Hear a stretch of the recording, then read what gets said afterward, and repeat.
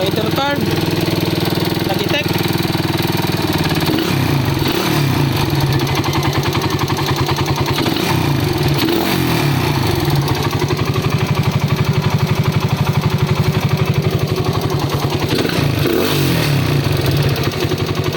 Ayusin natin yan. So yun, gilabi na tayo.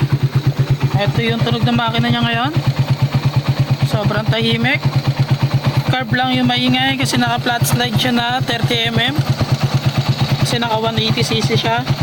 68mm to. Pero yung tunog ng makina kanina wala na. Rev mo nga boy.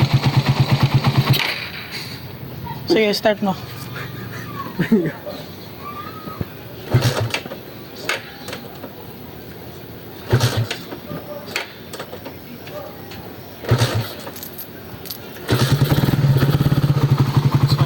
Okay, bomba-bombay mo.